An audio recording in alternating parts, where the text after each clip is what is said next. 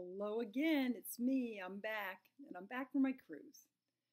As the last video you saw of my YouTube channel, I went on a cruise with my mother for her birthday along with my sisters.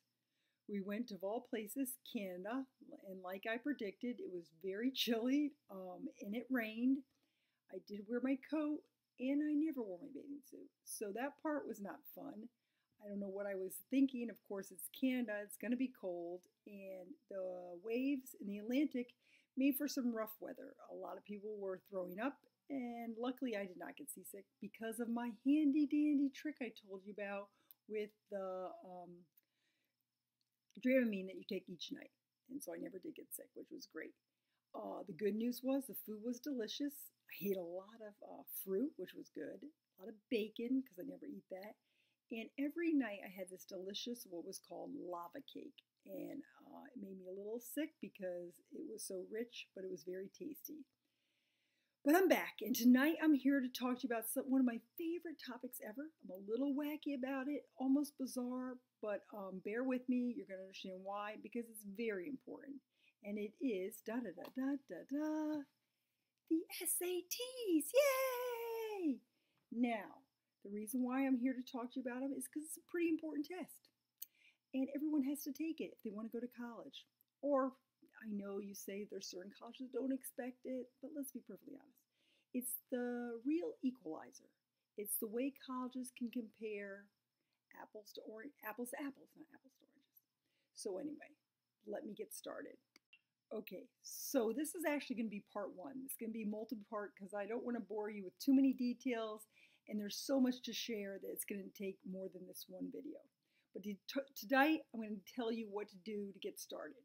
Number one, the first thing you saw before, this beautiful book. Gotta turn up the right way. It's very heavy. It's the official SAT study guide, and it's blue. You can find it on Amazon. I want to say it's on sale sometimes for $10 or $11. Don't get it at the bookstore, much cheaper online. It has 10 real tests in it, like the closest thing you're going to get to the real SATs. So right away, purchase this. Not to mention a lot of helpful hints that we're going to go over later. But that's what you need. You need this to practice because you just don't want to go on other ways. And I personally like the hard copy. I know you can do some online, but it's really nice to actually have what looks like the actual test, okay? So number one purchase, this blue book. The next thing, you've got to help your SAT taker improve their vocab. That is critical. So you say, well, how do I do that? I know you can read more, yes, but usually people don't really, sometimes some of your best readers really don't need help on the SATs, right? Because they're going to really already have a great vocabulary. So this is for some of your kids who are not really into reading. And I'll tell you what I found. Some unbelievable apps on the internet. My favorite right now, I have it for you right now, is one called Visual Vocab Pro. And why I love this one is so nice. It's about, I want to say $4.99 or $6.99. It's not really working to show you the screen, but just take my word for it. It's called Visual Vocab SAT Pro.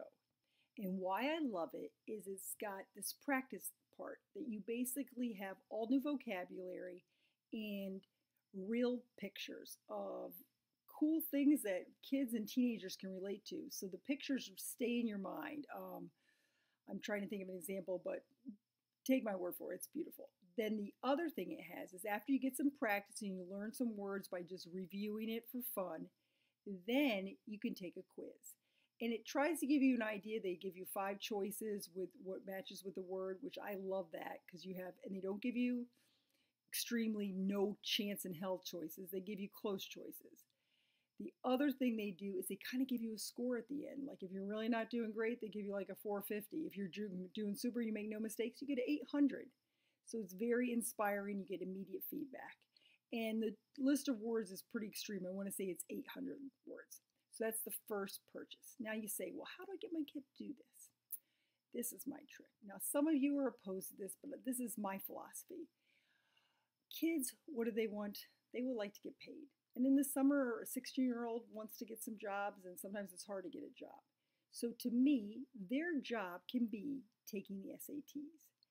And so what I've found that works for me is I do give some financial incentives for practicing. It's up to you what you think is fair, but if you think a kid makes $10 an hour at a job, $10 for taking a couple subtests seems fairly fair to me. And in the end, the improvement of their scores could be financially favorable for you in the long run. So to get us started tonight, we're going to remember to get the Blue Book. That's number one. Definitely purchase this app for your child to start building their vocabulary. Number two, some payment for practice. And I think, okay, some people are going to have a hard time with this, but to me, in the long run, it's very helpful.